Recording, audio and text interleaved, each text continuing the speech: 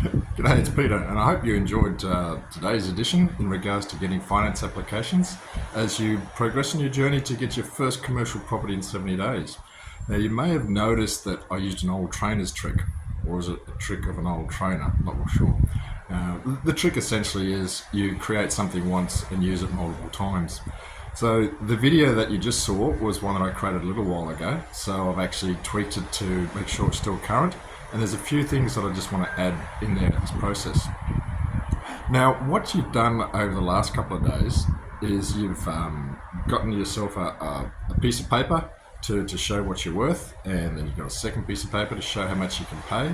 And the video for today gets you to make sure that you've cleaned up your cupboard with things like ensuring you've got tax returns done and you've got a good credit rating, which means you're now at the stage, the exciting stage, where you can go and talk to a broker or a financier.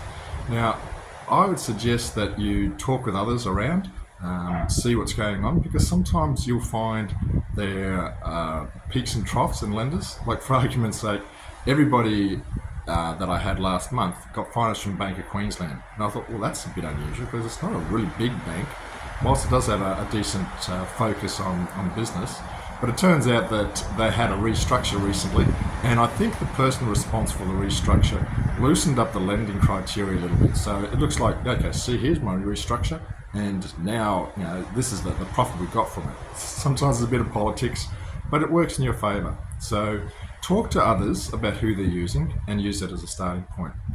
Now, one trick or one concept that I would explain to you is don't let them put in a full application.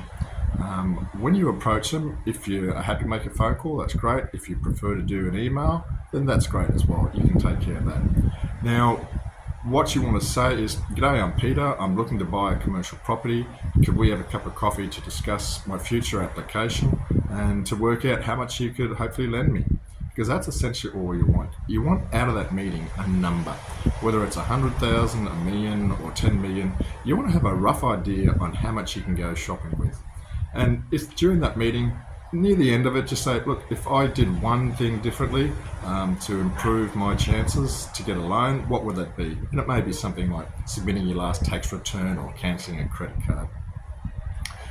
We will continue on with a few more modules on finance. There's a few other bits and pieces I want to share with you.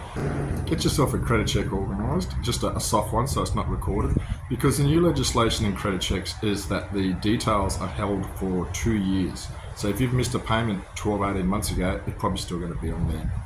All right, drop me a line, let me know how you go with your meeting, and look forward to the next edition. Take care and God bless.